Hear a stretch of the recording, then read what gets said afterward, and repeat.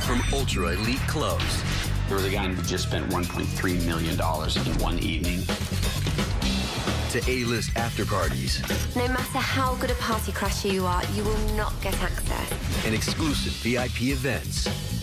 They have a heavy screening process. You can't just buy a ticket. Beyond the red carpets and movie sets lies a forbidden Hollywood, known only to the rich and famous. Life for a Hollywood VIP is so different from the normal civilians. They can have anything they want at any time. But what really goes on behind the scenes? The Harvey Keitel character you saw in Pulp Fiction, he really exists. How far will celebrities go to cover up a scandal? How much money do you want to make this just go away? And what shocking truths might be exposed when we draw back the curtain and take a glimpse into secret societies of Hollywood.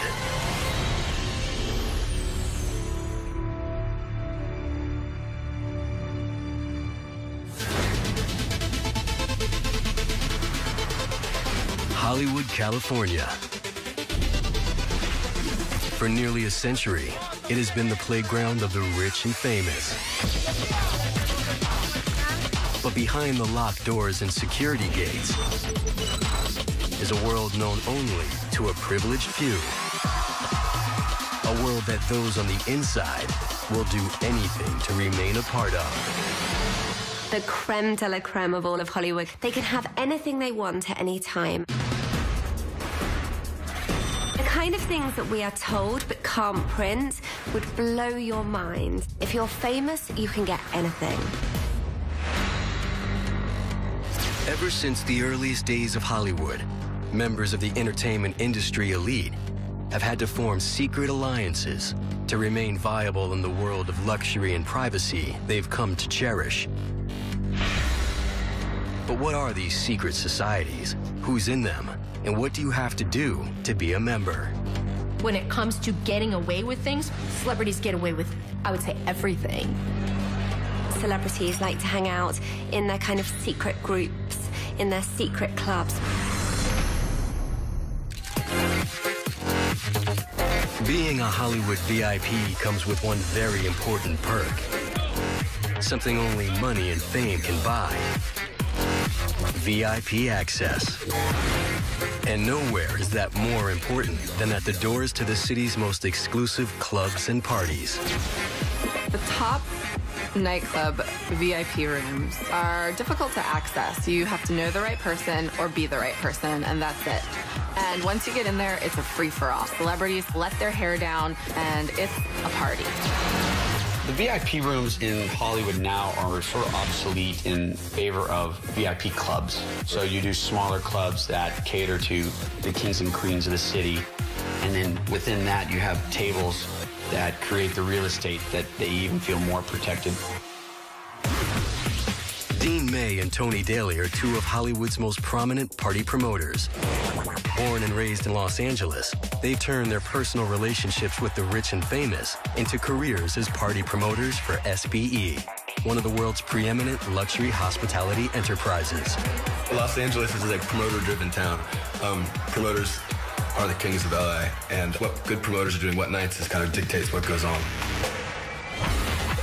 Party promoters hold the keys to the most exclusive venues in the city. Back up, guys, back up, guys, back up, guys. They strive to give their celebrity clients not just a safe haven away from the public and paparazzi, but also a unique experience that'll keep the town's A-listers coming back for more. One of our venues, the Sayers Club, you actually go through what used to be a hot dog stand. It's an indiscriminate front entrance, no signs, and you're either in or you're out. There's no line. There's a club on Hollywood Boulevard where they open 3 different doors, and only one door actually opens. Once you get inside, the girl on the bed asks you a question, and if you answer it right, a hydraulic system pulls the bed away with the girl on it, and it reveals a stairs that takes you down into the bar. It's so elitist that we don't even do a red rope. You just don't even know where it is.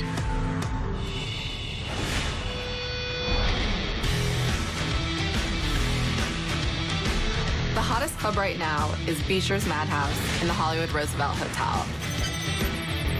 You enter through a bookcase, and once inside, it is like a circus.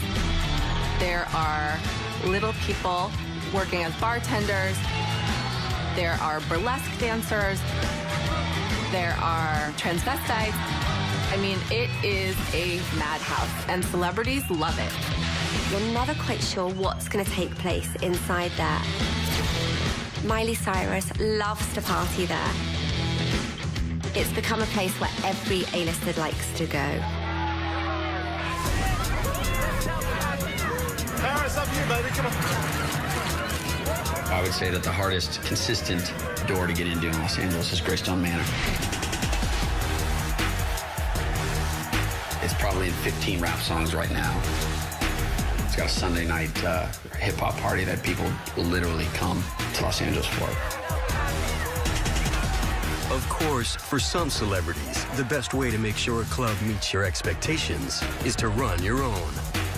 Stars like Charlie Sheen, Jay-Z, and Shaquille O'Neal have invested big money in VIP venues where they can party hard with their very own inner circle. And all away from the prying eyes and cameras of the paparazzi.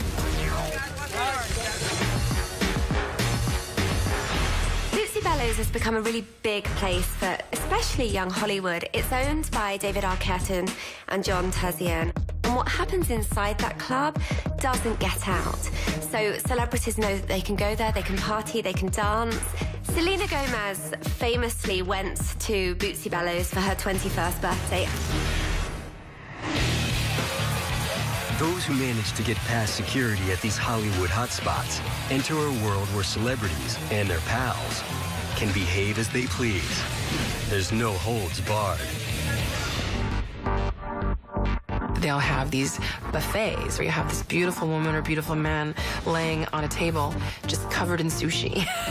And everyone will come up, and I've watched this. It's just take the food off them, and you slowly reveal each part of their body as you eat this amazing sushi. It's amazing. Of course, it should come as no surprise that in a world where money talks, the one who spends the most talks the loudest. There was a guy who just spent $1.3 million in one evening buying 15 liters of Ace Rosé at over $100,000 a bottle. You'll see guys come in and there'll be 5 of them and they'll order 50 bottles of Cristal. And then before you know it, everybody's carefree because this guy's paying for everything. And, you know, you try and drink the whole 50 bottles. It makes for an amazing night when those guys come in. It's a lot of fun. Sure, these nightclubs are wild and crazy, but believe it or not, they're just a warm-up for what goes on at the even more exclusive after parties. What people don't know about Hollywood is, even though the bars shut at 2, that's when things get going and you go to the private house parties. It's like a high-end frat party at some $10 million mansion. Yeah. After hours house parties, you're more likely to see celebrities than you would inside the nightclub because it's more sheltered, and in the club, different people can get in. At house parties, it's way more controlled and there's more security. No matter how good a party crasher you are, you will not get access. In a town like this, the real power brokers aren't the studio chiefs. They're the party promoters, the bouncers, and the bodyguards. They're the gatekeepers who decide who gets in and who gets close. They also do whatever it takes to ensure that what happens at the party stays at the party. In fact, they confiscate your cell phone and they run a metal detector over you to make sure that you don't have any other things that they missed. They also take the batteries out of the cell phones just in case you manage to grab it. They'll even sometimes have people sign NDA, so non-disclosure confidentiality agreements, so that if somebody does speak about their night with Justin Bieber or whatever it might be, that they could actually get sued.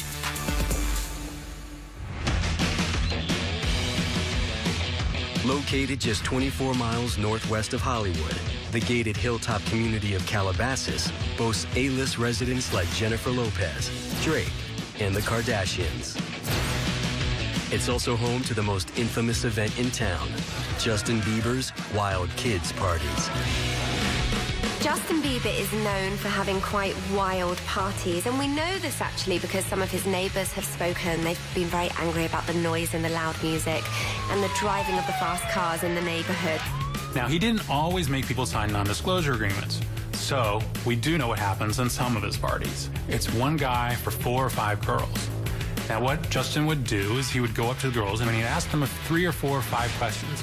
And if they gave the right kind of answer that Justin was looking for, then he would take them back into a bedroom. It's generally different women every single night. And these parties are becoming legendary, and they are definitely an exclusive ticket, but maybe not a ticket that you want your daughter to go to.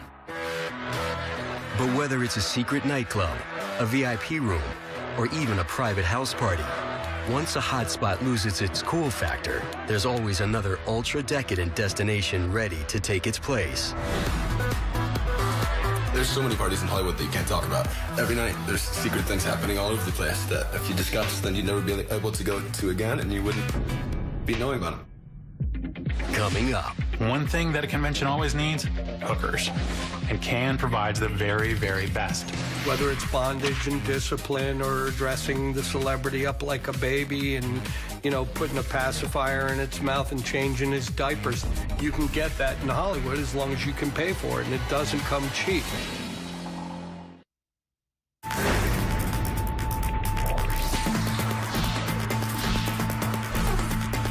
Hollywood is no stranger to scandal.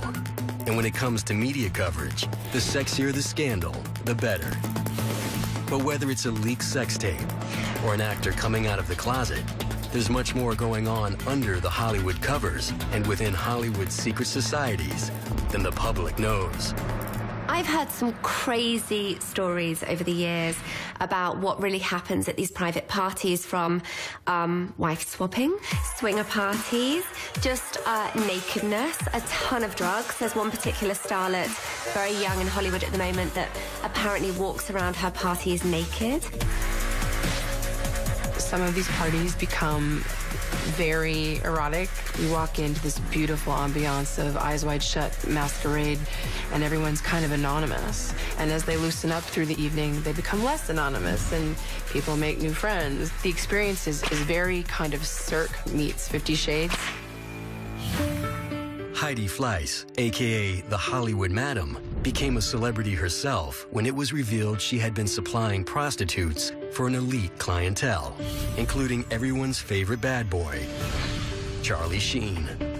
The sex parties that have existed in Hollywood for years, if not decades, are stuff of legend. There was a Chinese guy, I won't mention his name, let's just call him AC. AC used to run a weekly party, and people would show up in their Mercedes and their Bentleys, and it was like you had a harem. Mostly strippers and porn stars. They mingled with you while you were having your drinks, and then you'd see people couple off and move into various rooms in the mansion, and it was wholesale prostitution. More recently, Michelle Braun ran Nikki's Girls, an online brothel, arranging introductions between ultra-rich men and everyone from Playboy models and actresses to beauty queens. Michelle Braun got started in the business because she was at a party. This .com millionaire said, you know what I'd really like to do? I'd really, really like to have sex with a Playboy playmate. She called up one of her friends who was a playmate and said, there's this guy who's willing to pay you $50,000 for sex. The woman said, I'm in. So Michelle went back to the guy and said, she's willing to do it, but it's going to cost you $250,000. Michelle Braun made $200,000 that night and was hooked. She was very much a Hollywood player and had a great business sense. Rich guys have needs, and she filled it. She was allegedly supplying girls to everyone from Tiger Woods down in Florida to anybody here that wanted a specific playmate, a specific porn star, or just someone, you know, that they picked off her catalog on the internet. Ultimately, she got busted for transporting women across state lines for purposes of prostitution. And she got caught up in a sting in Orange County by the feds. For Hollywood's top players, the ability to get sex on demand isn't restricted to the town's sun-drenched city limits. For 12 days each May, anybody who's anybody relocates to southern France for the Cannes International Film Festival. But when the festival is in town, Cannes also becomes a hotspot for people selling something other than movies. As business becomes more global, one of those businesses that's going global is prostitution. And Cannes provides the very, very best. Yachts offshore, 200, 300-foot yachts. Each one, minimum of 20 women.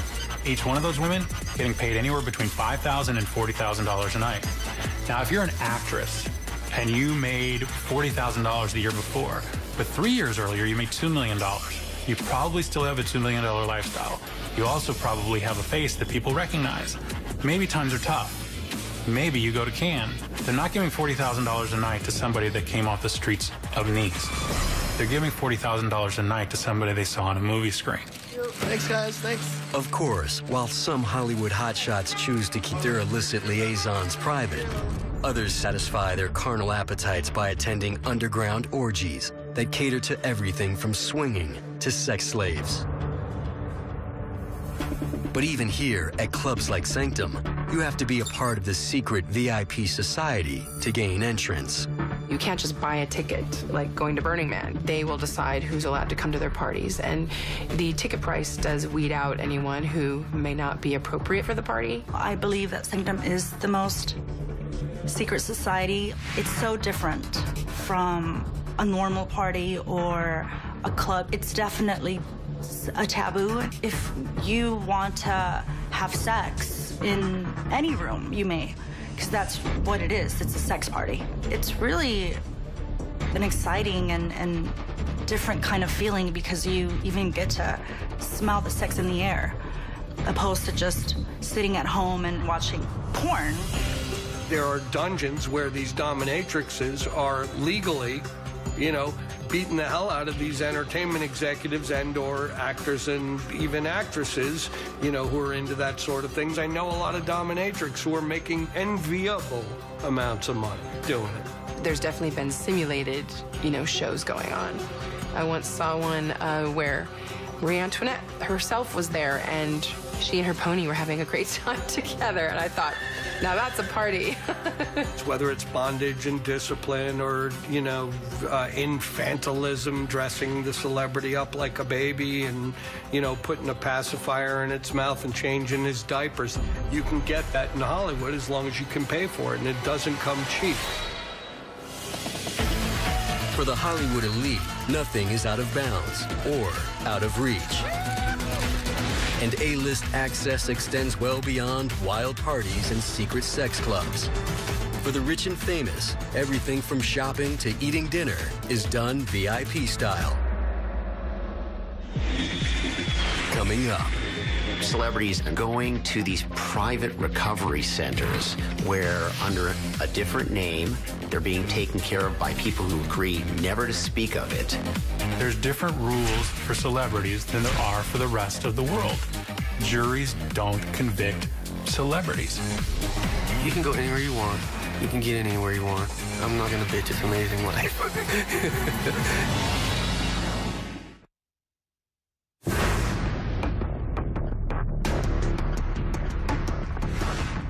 First, it was the gold card. Then it was the platinum. Now, it's the black card that really measures your street cred in the real world. But for Hollywood A-listers, their face and their fame is their fortune. That is, while it lasts. Life for a Hollywood VIP is so different from the normal civilians. People just won't say no to them. If they want front row tickets to any sporting game, any music event, any film, if they want to go to a shop when it's in the middle of the night and wouldn't normally open, those kind of things are accessible to celebrities. You can go anywhere you want. You can get anywhere you want. It is a different world when you become a celebrity. I'm not gonna bitch. It's amazing life. For Hollywood's heaviest hitters, the VIP treatment extends to every aspect of their lives. When flying into Los Angeles, a true celeb makes the scene in a private plane, and waiting to pick them up is the real Super Shuttle. There is a certain phone number that you call when you come into town. And when you call that number, arriving to pick you up at your private jet at Santa Monica Airport is a stretch limo driven by a very attractive woman, and inside that limo is every single narcotic or vice you could want, and it's there for your beck and call. You just have to know who to call, and that number just doesn't go out to, you know, anybody. And if you thought you'd catch a glimpse of J-Lo shopping for munchies at the local supermarket, forget it. Hollywood VIPs definitely do not shop like regular citizens. For the right VIP, I can close stores. Stores usually get closed down when it's such a big customer that they have no other reason to stay open. They'll make more money on this one customer alone than they would all day with pedestrian shopping for a scarf or perfume. But for Hollywood VIPs, the most important access is to other celebrities. And where better to rub shoulders with your fellow members of the rich and famous than at places like West LA's Equinox Fitness Club, where superstars from movies, TV, and music suit up to get all up close and sweaty on the basketball court. It's called the E-League, a secret club that holds weekly closed-door matchups, and it's masterminded by film producer and former NBA marketing guru, Shane Duffy.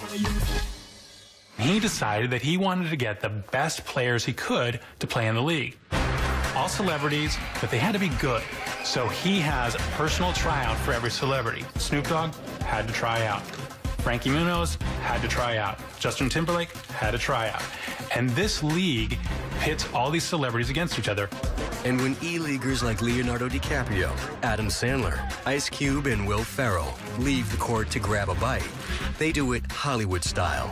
No reservations required.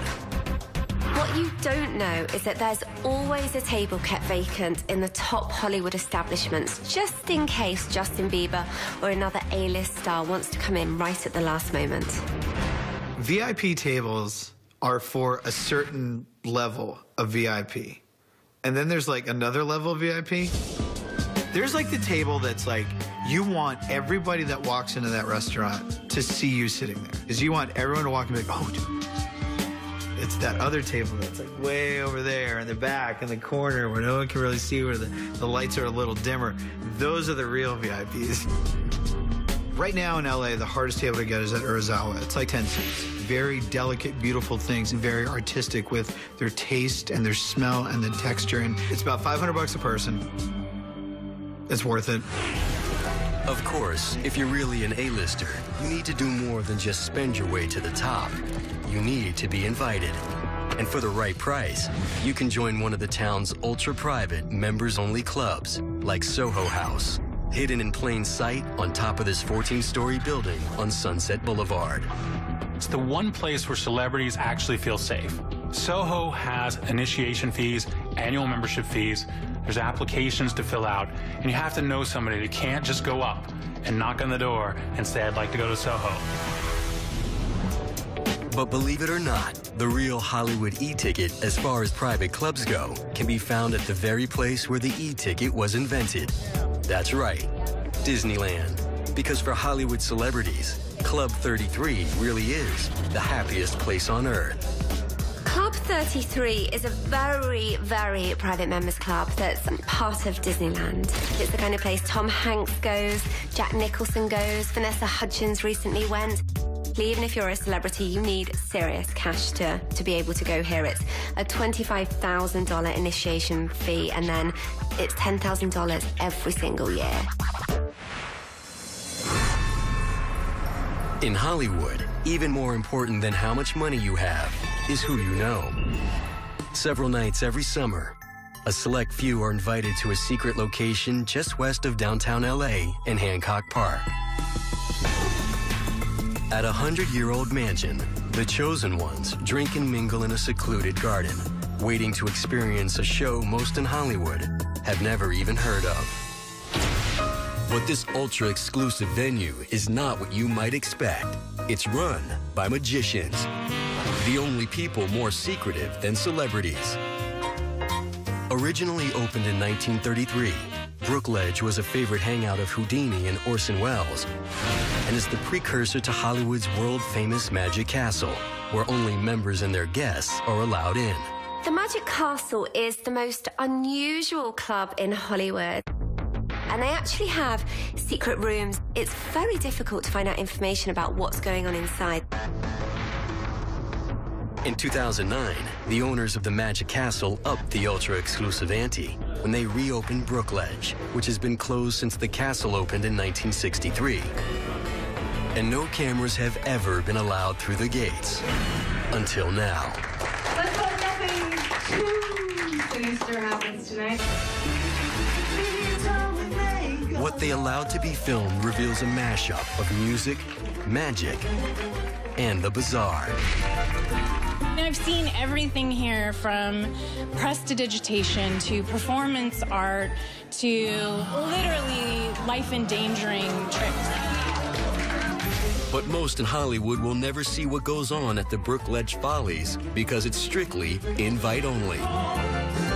If you don't know someone who knows someone, there's no way you would hear about it or get in. There's a lot of secret Hollywoods, and this is definitely one of them.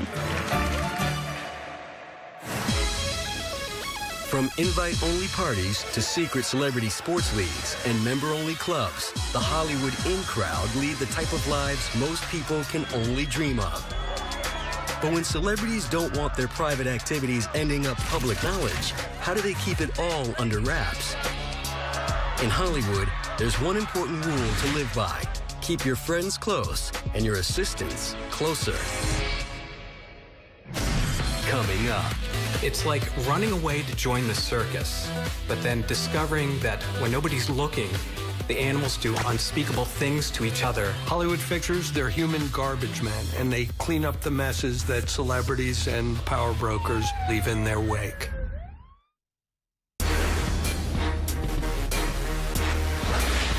In Hollywood, a celebrity's closest allies aren't their friends, managers, or agents. It's their personal assistants. Why?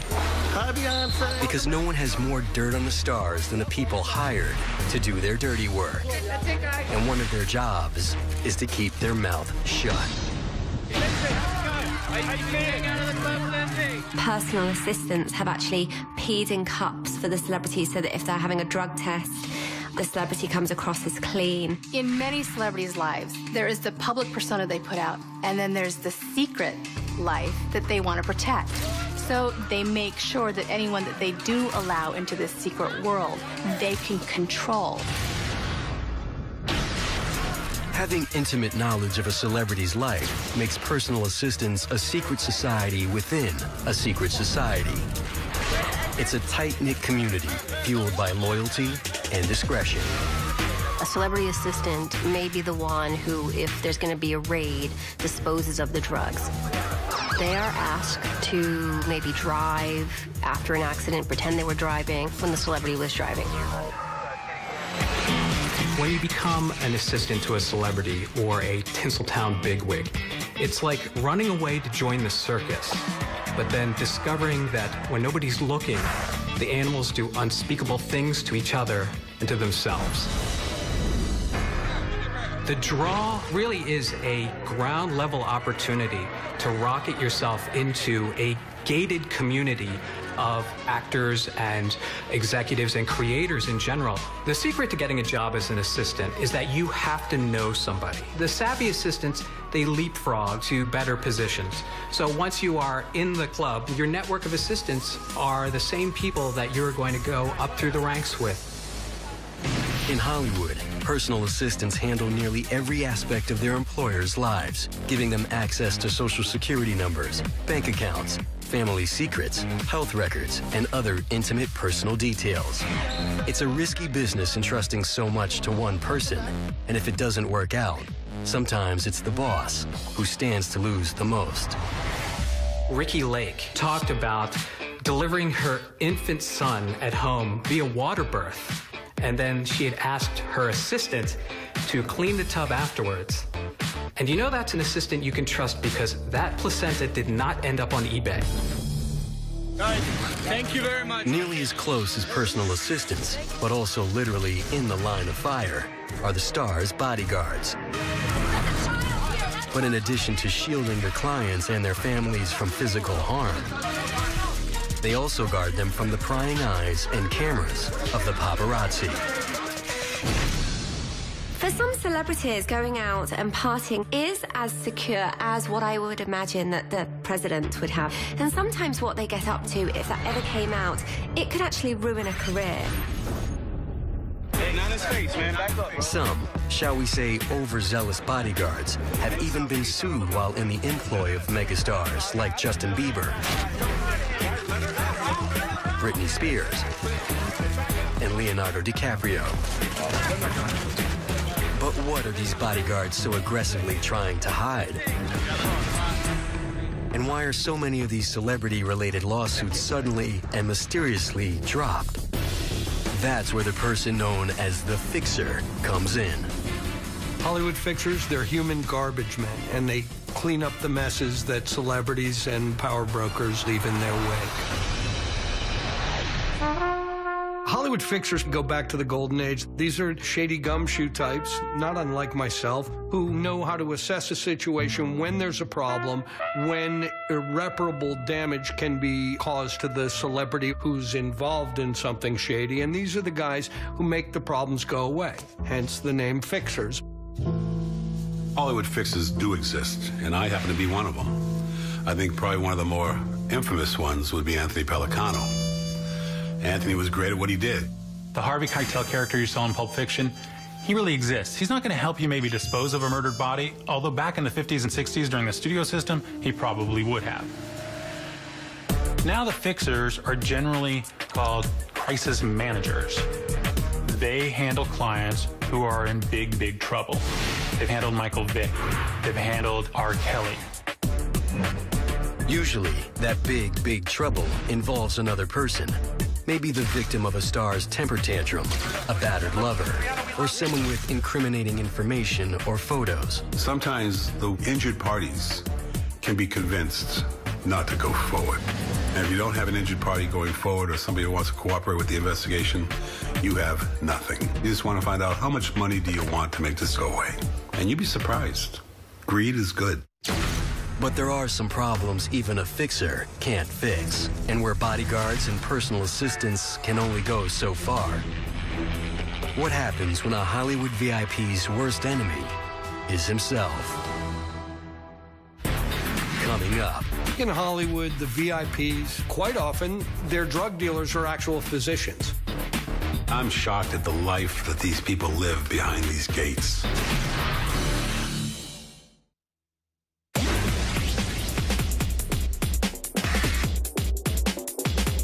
For those living in the Hollywood fast lane, designer drugs are as common a party favor as chips and dip. Many of the most exclusive VIP events have a Willy Wonka-like selection of uppers and downers available right from the bar. And the hot new drink is a codeine concoction that goes by the names Scissor, Purple Drank, and most appropriately, Lean.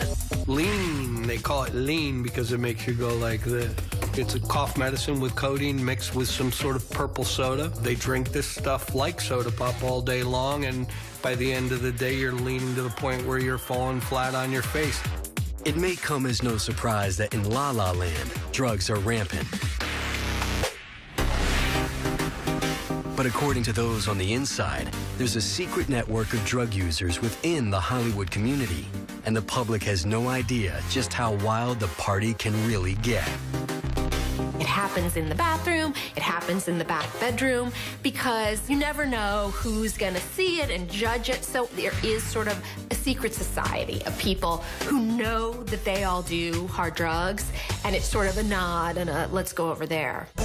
The drugs are either designer drugs like ecstasy, ketamine, OxyContin, narcotics, painkillers are really popular in Hollywood and really addictive. That's right. The hottest drugs in Hollywood are legal, with a prescription, that is. And in this town, even more valuable than a celebrity's autograph is their doctors. In Hollywood, the VIPs, quite often, their drug dealers are actual physicians, the legendary Dr. Feelgoods.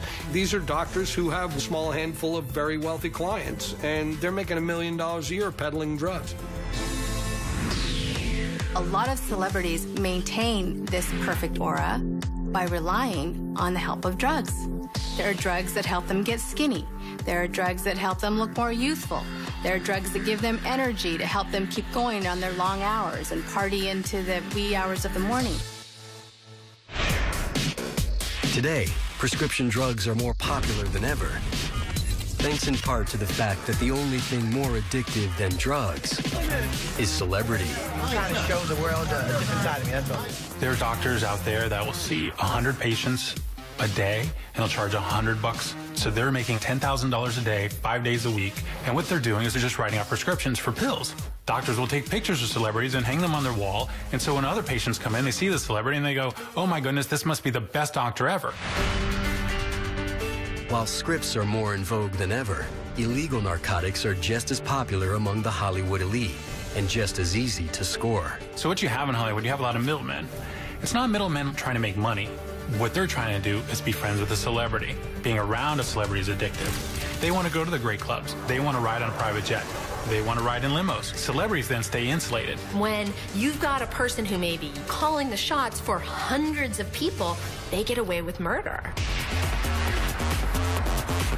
But could it be more than just the baller lifestyle and unlimited access that's behind the widespread drug use in Hollywood?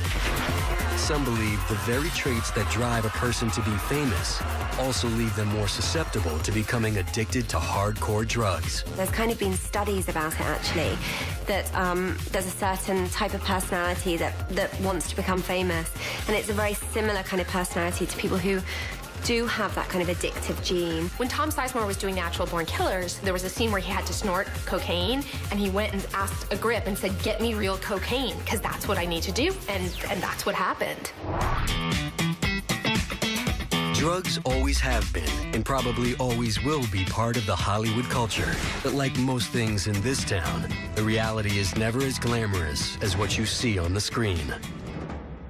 I think people have these ideas that celebrities, they're living the life, they have all this money and just cocaine and whatever they want. Well, actually, doing cocaine is one of the loneliest things you can possibly do in the world. And addiction is masking terrible pain and trauma and sadness.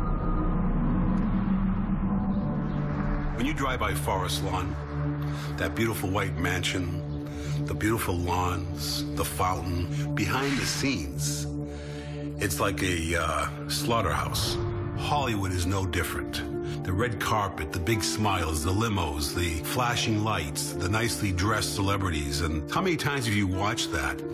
And then days or weeks or a month later, the individual's dead, died of an overdose.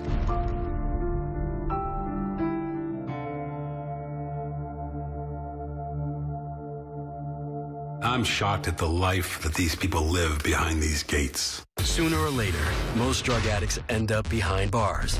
But when you're among the Hollywood elite, a dangerous meth habit is more likely to land you in a Malibu mansion. Coming up. Rehab is probably one of the biggest scams going. Look, I get art therapy, I get horse therapy. I don't get combining the two.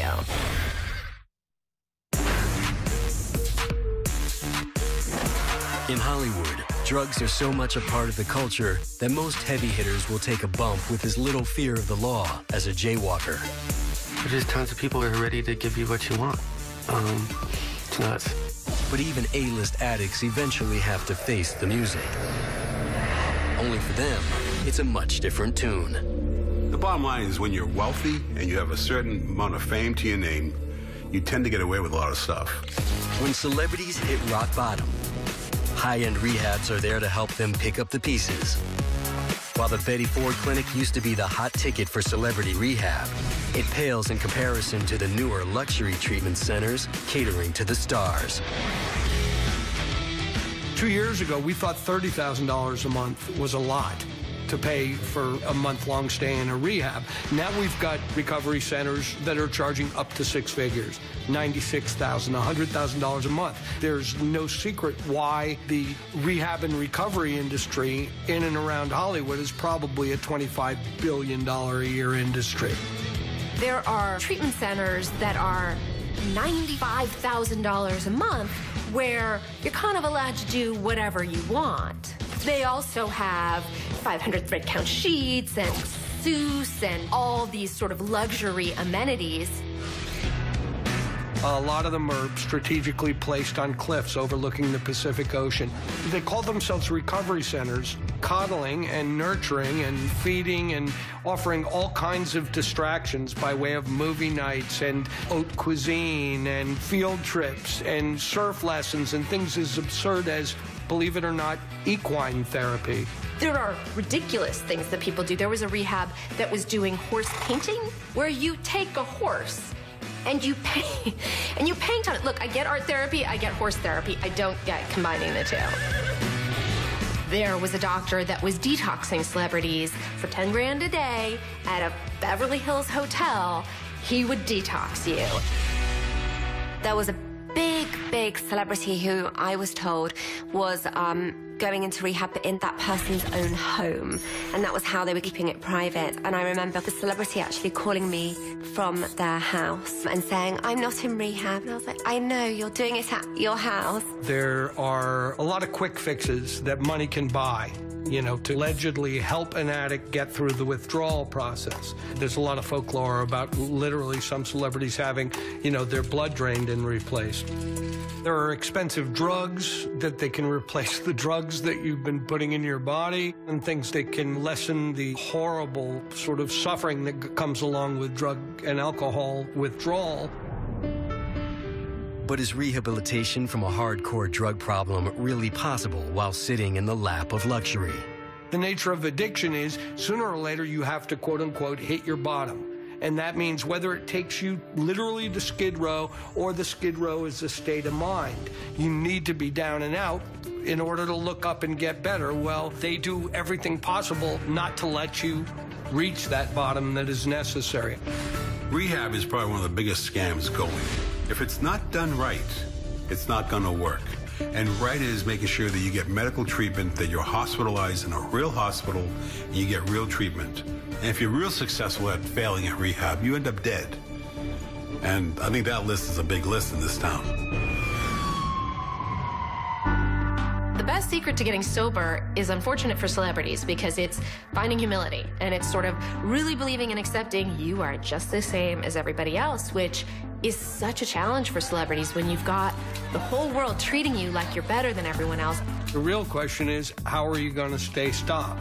This calls for a fundamental change in you. And if that change doesn't come about, as soon as you get clean, you know, the first call you're going to make after you call your agent is to call your drug dealer. But although rehab in Hollywood is more caviar than cold turkey, some celebrities do find a way to get clean, and often through the counsel of another celebrity. I remember with Tom Sizemore, what his family did is they got Robert De Niro, who was his idol, to come to the intervention, and that's gonna work. Matthew Perry is an amazing example of somebody who very publicly suffered with addiction, but when he finally got sober, I think that he became determined to sort of try to change the face of what addiction is. He took this beautiful house that he has in Malibu and turned it into a sober living house. For most who've had a taste of the rock star lifestyle, it doesn't take much to veer off the straight and narrow. And for the Hollywood elite, when all the hard living catches up with them, their VIP access extends to the doctor's office as well.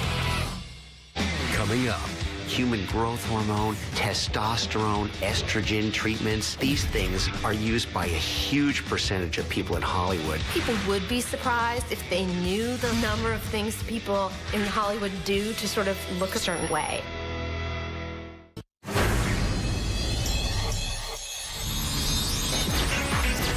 In LA, you can party like a rock star, pop pills like candy, and even do a couple of stints in rehab. But one thing you can't do is let it take a toll on your looks. How do Hollywood VIPs manage to live life in the fast lane without showing the mileage? And what secret societies exist to keep the beautiful people looking beautiful? I think people would be surprised if they knew the number of things people in Hollywood do to sort of look a certain way.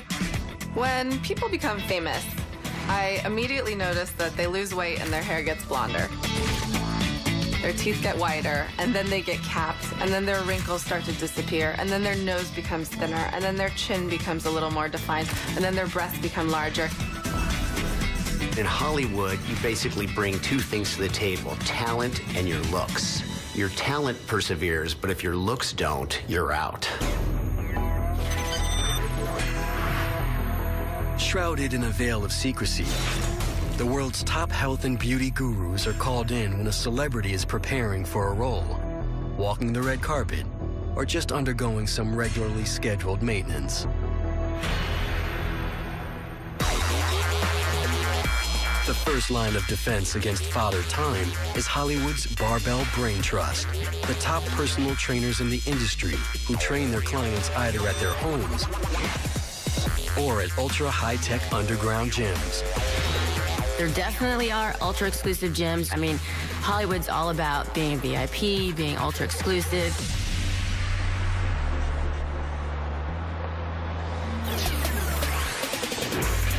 Tucked away in a Beverly Hills alley is the entrance to a top-secret facility where A-list names like Affleck, Perry, and Messing sneak in to work out.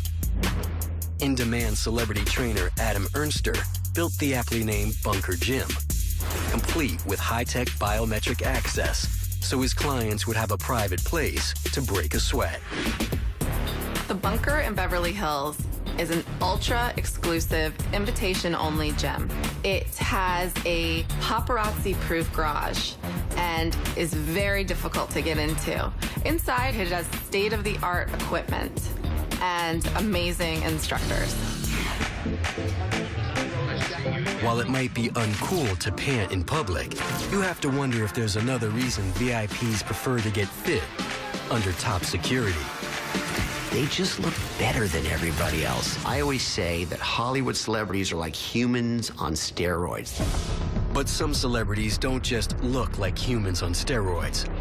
Every year, more and more athletes are getting exposed for steroid use. But it's not just sports stars that feel the need to juice. When an actor has to get ripped in a hurry, there's no better way to prepare for a performance than with performance-enhancing drugs. One story that I think is a big one in Hollywood that people are reluctant to talk about is how actors transform their bodies for roles. We often hear about people going to trainers and following a particular diet, and it's true, they do all that. But there are some other things people do to become a big giant superhero or whatever they're playing that would surprise people. Everyone's looking for that quick fix. And for celebrities, it's their job to stay fit, to look good, to be at their peak all the time. So they're trying to lead superhero lives. And it's not just steroids that actors are injecting to preserve their youth. Hollywood is very into hormone treatments, injections to keep your skin looking amazing, to keep your body fat down, to allow you to get ripped. People would be shocked if they knew how common it was for people to use hormone replacement therapy, human growth hormone, testosterone, estrogen treatments. These things are used by a huge percentage of people in Hollywood. Not particularly legal, but they're very effective in keeping you strong and youthful looking. But sometimes even drugs aren't enough to keep an A-lister looking up to snuff. That's when they resort to more drastic measures.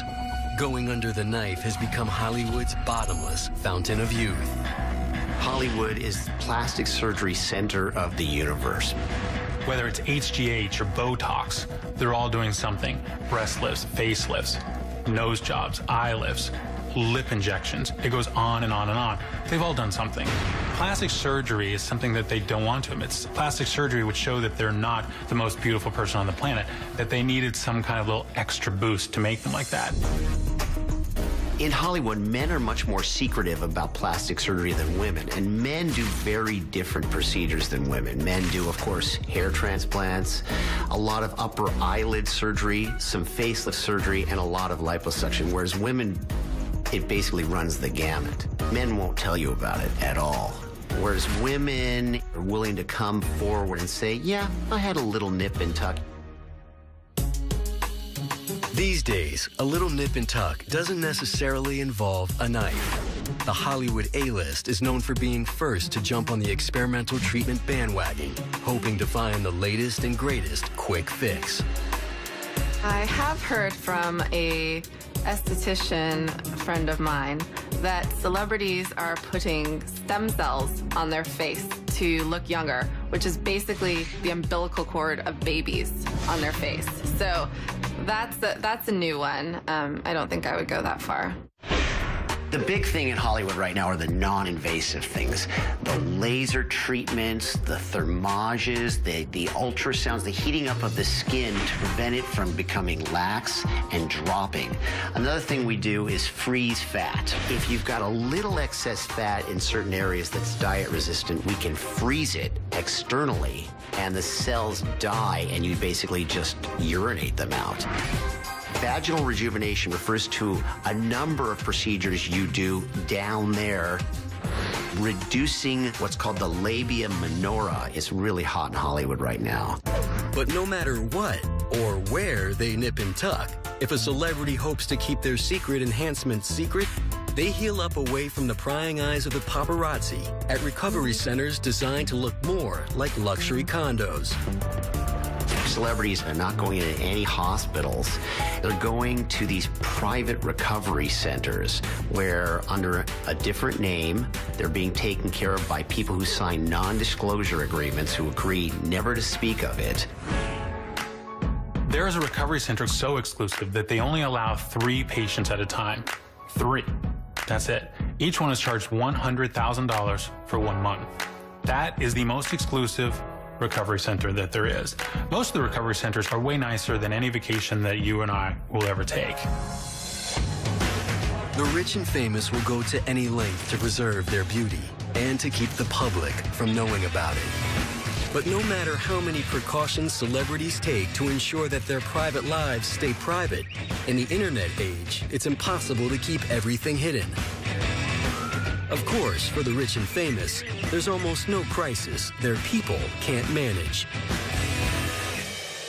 Coming up. There are people paid every day to stop things from going in tabloids.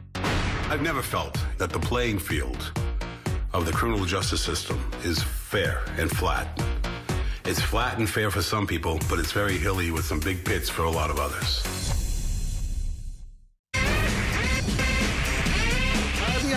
Welcome back to New York.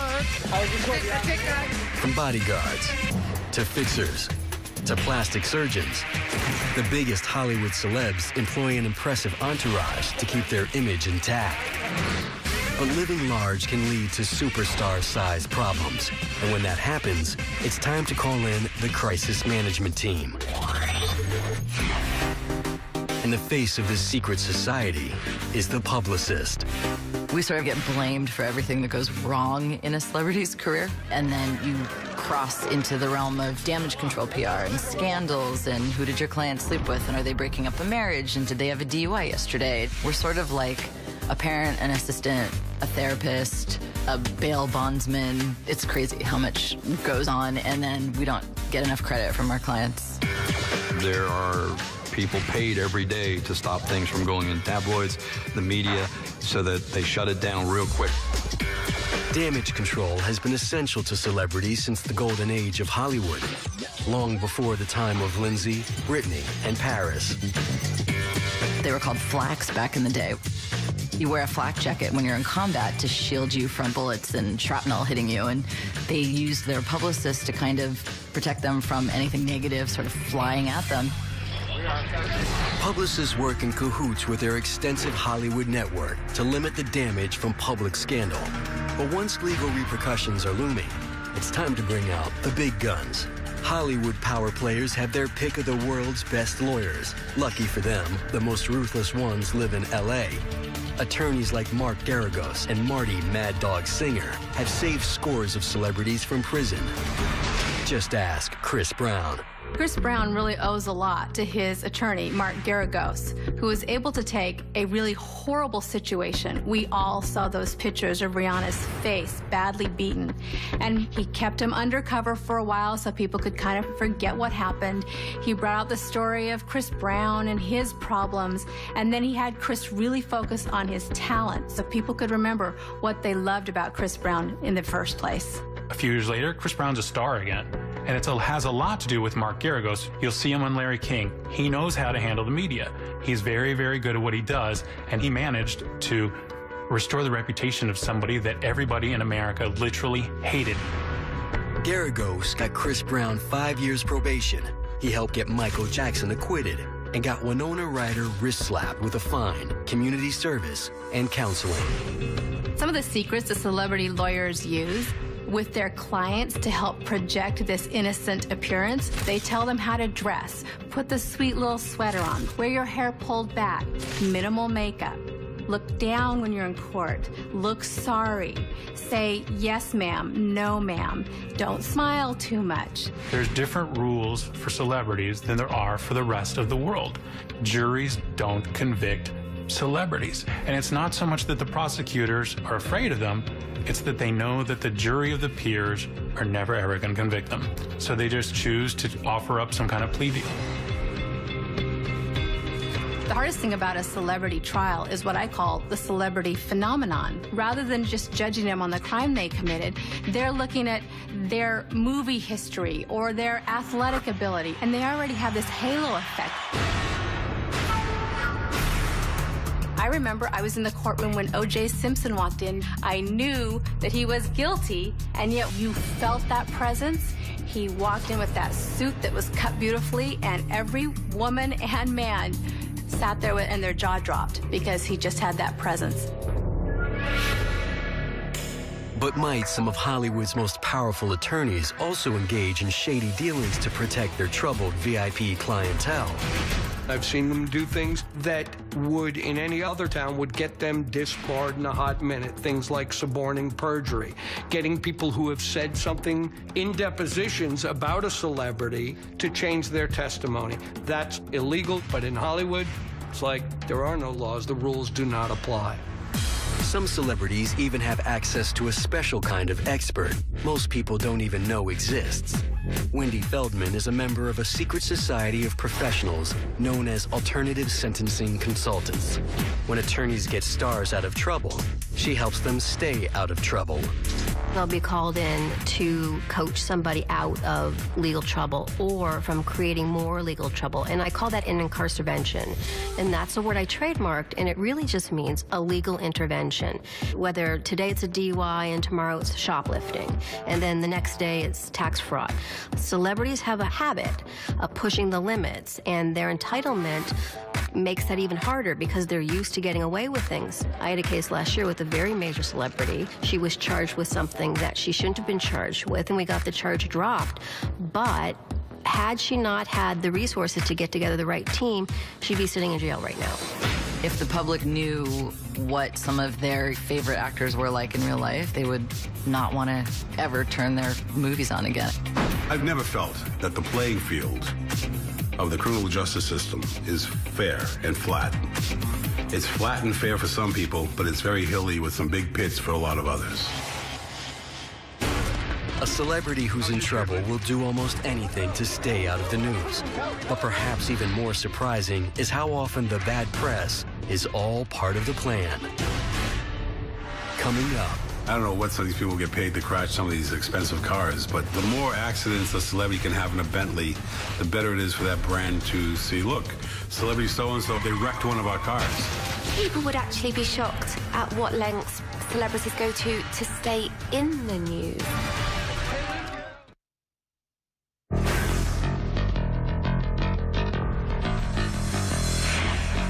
On July 25, 2012, Lindsay Lohan made international headlines when she rear-ended a Mustang with her Porsche Panamera. Although there's no reason to believe this wasn't a legitimate fender bender. Rumors abound that some Hollywood stars have purposely staged accidents as part of a highly secretive but very lucrative practice called celebrity product placement. Big smile, good. I don't know what some of these people get paid to crash some of these expensive cars. The more accidents a celebrity can have in a Bentley, the better it is for that brand to see, look, celebrity so-and-so wrecked one of our cars. They don't care, as long as the name is out there. It's all about the money, and it's all about the attention you can bring to a subject. And that's what a PR person does, either bringing attention to the subject or diverting attention from the subject. You see pictures on Getty and Wire Image or Us Weekly or whatever, and very often you'll see a really big actor at the opening of a clothing store or something, and you think, why would he be there? Well, he was probably paid $30,000 and the publicists are negotiating that. I've never personally taken money from that, but there are a lot out there that take cuts out of it or whatever it is. PR people are seen escorting their clients down the red carpet and talking to the press. But behind the scenes, the Hollywood publicity machine is a powerful force capable of manipulating the media itself. The sexiest man alive. It's not a vote. It's not a bunch of editors sitting around deciding who's the sexiest person. It doesn't matter who is actually the sexiest man alive. It matters who has the best publicist. And that's something people need to realize. They're not always getting the truth, the real truth.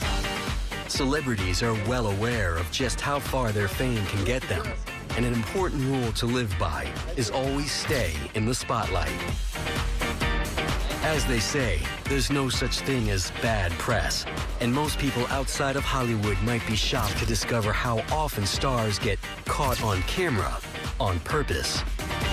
Their own tip sheet, and the reason that they might tip themselves out to the public is it gets really scary for a celebrity to not be in the limelight. So you might call the media and tip them off, or you might tell your friend to call the media and tip them off. More often than not, sources at rehabs or sources in jail on celebrities are created by the celebrity themselves. Every once in a while, you'll see a celebrity play out their dirty laundry to the press at a nightclub. You'll see somebody in a tumultuous relationship show up at your club and leave out the front door when normally they want to leave out the back door. And then the next day you'll see in TMZ or on E, this so-and-so was spotted with a mystery blonde, and then they got a picture of the ex-boyfriend getting mad. People would actually be shocked at what lengths celebrities go to stay in the news. Whether it's wearing the same outfit as another celebrity so that they can appear in the Who Wore It Better commentary, or whether it's to date a new person just to remain relevant, because being relevant means that you get work. Very few people are famous in the way that I think most people assume fame works. There's probably like a dozen people at any time who are Kim Kardashian famous, Lindsay Lohan famous, where if you go outside, there's going to be paparazzi. If you're not one of those 12 people, you have to kind of find the paparazzi. You have to go to one of 10 places. You have to go to the Ivy, you have to go to one of 6 nightclubs. The Hollywood publicity machine doesn't just support celebs. It also influences which films win awards. There are PR campaigns that can be done to help actors and films garnish award nominations within all of the award shows. And I don't think the public would ever be aware. I don't even know if the public really even knows about the actual nomination processes within each award show. They're almost secret societies within all of the different organizations that handle the nominations. And there's probably a lot that I don't even know as a publicist because it goes on with executives. The campaigns for the Oscar ratchet up every year, and they're really serious. They're almost like on the level of political campaigns. Whether it's campaigning for awards, making a scene at the right club, or even orchestrating a car crash, celebrities are always finding ways to stay in the spotlight. But could there be an even higher power in Hollywood than the publicity machine? Does divine inspiration exist in Tinseltown? Or is the bottom line Hollywood's only Bible? Coming up. Not only was it okay to use sex to bring people into the organization, but it actually was a good deed because you're converting someone to Christ. Hollywood is like Sodom and Gomorrah with valet parking.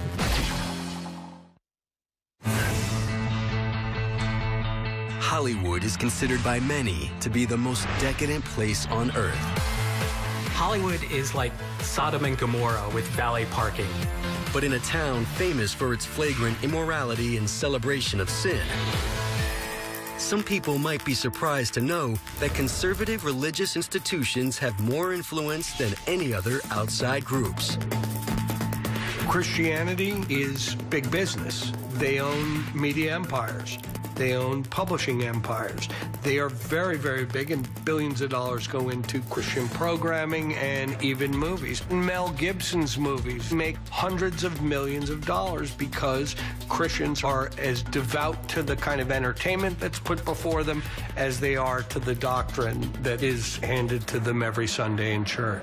Most people in Hollywood are not outwardly religious. And in contrast, many people in America are very religious. So what you'll often see studios do is try and figure out how to make their movie more attractive to a particular religious community. It's not in order to convert people, it's in order to make more money, which is ultimately the real religion of Hollywood. Religious themes can be found in nearly any movie, but sometimes the studios will secretly go out of their way to make sure a blockbuster caters to a Christian audience. With Man of Steel, Warner Brothers attempted to court a Christian movie-going audience, and they did that by offering early screenings to pastors, making some suggestions about scripture that relates to the movie, and generally sort of emphasizing themes that they felt were Christian in Man of Steel. It's actually not that unusual. Another movie where that was done recently is The Butler. There's even a totally different trailer for that movie, which has gospel music playing, and Oprah uses the word God, which is different from the one most people saw. Denzel Washington, Mel Gibson, and Martin Sheen are just a few A-listers who are known to be devout Christians. But many in the entertainment business find themselves drawn in by more secretive and less mainstream religions. Los Angeles is the best place to start a new religion. The way things happen here is they happen in private ceremonies, parties. So you meet people who want to take you into this place where there's some juice, there's some power, there's some wisdom. With megastars like Madonna, Gwyneth Paltrow, Britney Spears, Paris Hilton, Ashton Kutcher, and Demi Moore all having joined its ranks at one time or another, a previously secret Jewish mysticism has gained a powerful following in Hollywood: Kabbalah. It's a little-known, esoteric, ancient organization that teaches how to get in tune with the divine, how to really get in touch with God so that you can achieve your own levels of success that these celebrities so desire. How to, in a sense, become a god yourself.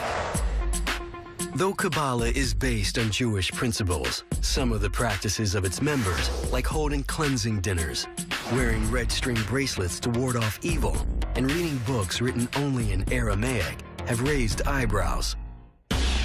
Another religion that's gained an even bigger following in Hollywood and is even more secretive is the Church of Scientology. How has Scientology gained such a substantial A-list following? And why is the media so afraid to talk about this secret society? Everybody was afraid. It's this secret celebrity club, but they have some really famous and powerful members, so we're not going to touch them because we don't want to jeopardize our relationship with those famous members. What are they doing in there? Why are these minions marching around Hollywood in sailor outfits? Is it a cult? Scientology is one of the most fascinating things in Hollywood because there are so many celebrities involved and executives and writers and directors and producers that we don't know about and you don't hear about, and the little bits and pieces that ever come out seem to kind of go away and get squashed so quickly. That, I think, to me, is what's most fascinating. There's an idea in Hollywood that you become a member because they hide things for you or help keep it out of the media. The Church of Scientology is recognized in the United States and other countries as a legitimate religious organization. But Hollywood has also proven to be a breeding ground for many underground fringe religions, like the Children of God. Children of God started in 1968 in Huntington Beach, California. Reverend Dave Berg starts preaching at this coffee shop, and it's kind of this like groovy, hippie preacher. One day, Berg devised this plan called flirty fishing. Flirty fishing said that not only was it okay to use sex and sexuality to bring people into the organization, but it actually was a good thing. It was a good deed because you're converting someone to Christ. So imagine you're a Hollywood screenwriter, you're at a party in these hills, and all of a sudden you're being talked up by three beautiful young women. You find yourself in bed with them, and they ask you at that very particular moment if you take Jesus into your heart. And many did. Even today, we know a lot of young people who are on the rise as movie stars and recording artists and TV stars who grew up in that group. The Children of God is still around today under a new name, the Family International, and it's only one of many fringe religious organizations in Hollywood. There are a lot of secret societies in Hollywood. You know, what you see from the outside is only the tip of the iceberg, but you know, it goes deep.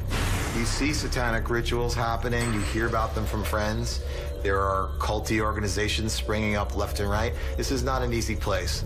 You can be very isolated. People join up with organizations that may not be beneficial for them.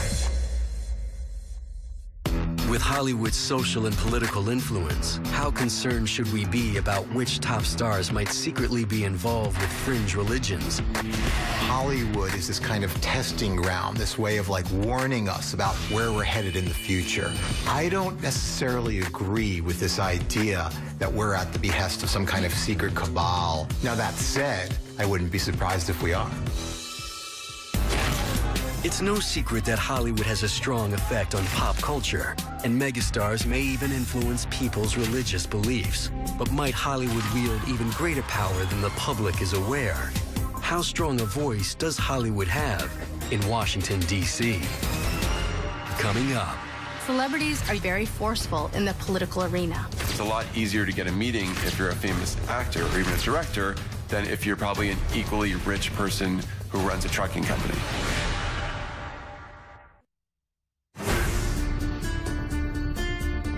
Let us answer the call of history and carry into an uncertain future that precious light of freedom. Thank you, God bless you, and may He forever bless these United States of America.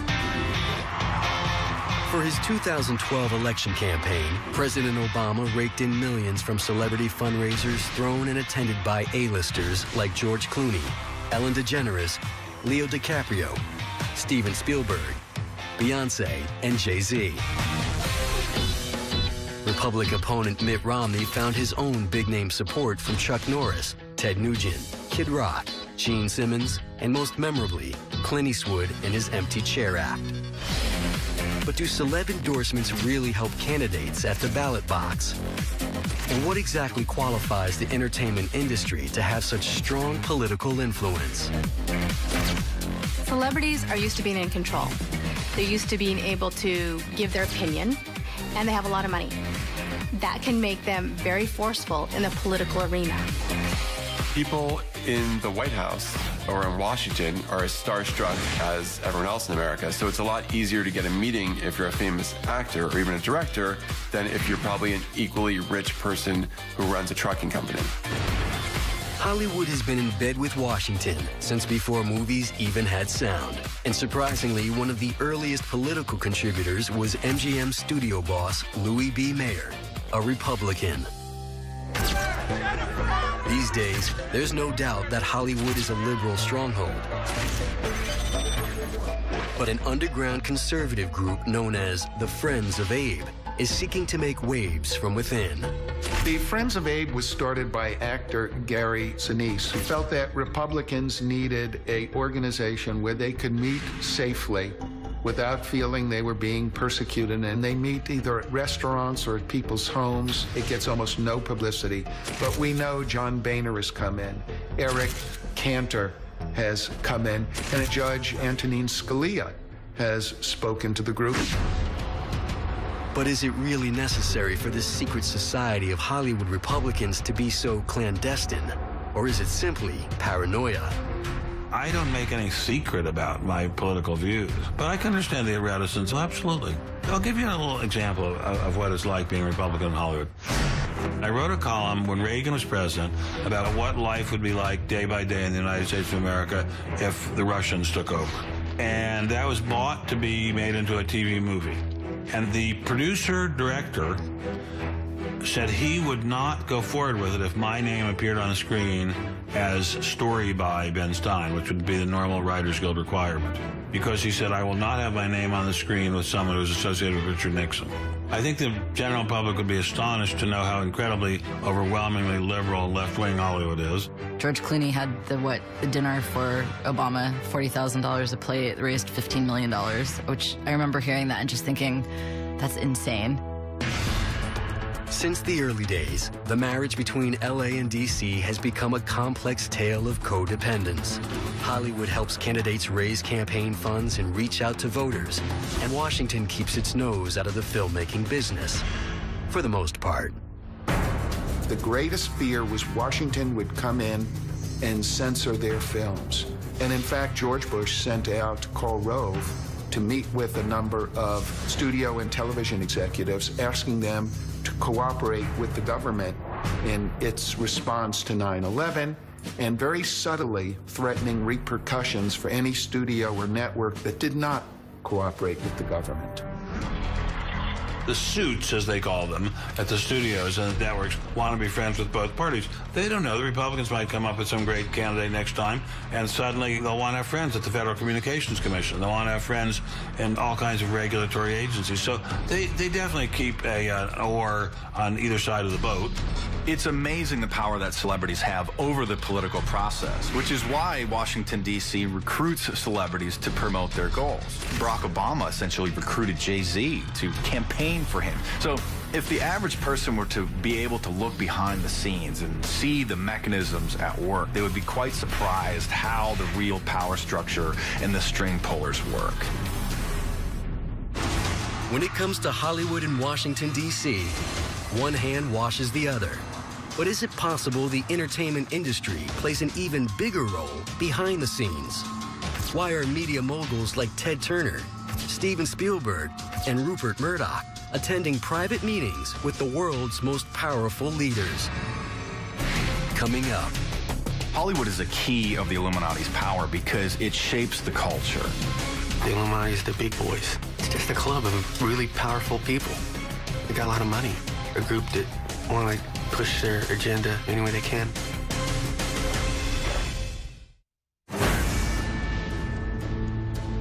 Religious and political organizations are slowly being outed as some of Hollywood's most powerful secret societies. But could there be something even bigger going on behind the scenes? The latest conspiracy theory in Hollywood is that a worldwide secret society is promoting its agenda through the manipulation of our most influential celebrities. Some call it the New World Order, while others say it's the entertainment Illuminati, linked to an ancient secret society of powerful men. The Illuminati was started in Germany in 1776 by Adam Weishaupt, who literally wrote plans down for how him and his secret society collaborators could take over the various sectors of power of society.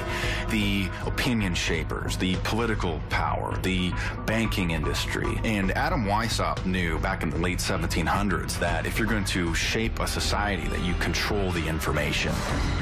But could this ancient secret society really still be around today? While it may sound far-fetched, some people within the Hollywood community are convinced there really are modern-day Illuminati pulling the strings. The Illuminati is the big boys. It's just a club of really powerful people. They got a lot of money. A group that want to push their agenda any way they can. I don't know when they meet. I don't know exactly who they are, but got their hands in something. Definitely. There's a lot of people who think that we're at the behest of this secret cabal, a combination of the military and the intelligence communities and the oil business and the bankers. And those people also believe that Steven Spielberg is the head of the public relations part of that group. Steven Spielberg secretly acting as the PR man for an organization bent on world domination? Such an idea might seem far-fetched, even if it were the plot of a Hollywood blockbuster. But there are some very real secret meetings that do take place between the entertainment industry elite and politicians. Every July, a large gathering descends upon a secluded campground just north of San Francisco. Surrounded by more security than the Playboy Mansion, this super-secret, all-male, 2-week-long gathering is known as Bohemian Grove. Bohemian Grove is on a 2,700-acre private redwood forest grove surrounded by barbed wire fences, security cameras, thermal imaging systems to make sure that no protesters go. It's surrounded by police and private security. Occasionally, photos, flyers, membership lists have been smuggled out, but it's very rare. Founded by actor Henry Edwards in 1872, it was once just a gathering of artists and entertainers. But today, it's a veritable who's who of America's political powerhouses, captains of industry, banking bigwigs, and media moguls. Bohemian Grove is a place where decisions are made, kind of like summer camp for white, rich dudes. The few attendees who've been willing to talk about Bohemian Grove claim it's nothing more than a chance to exchange ideas with other powerful people away from the spotlight. But there are some who believe major political decisions are made at this very secret retreat. It's where the elite meet every summer, where they have these off-the-record talks about what's going on in the industries that they're involved in. The men that go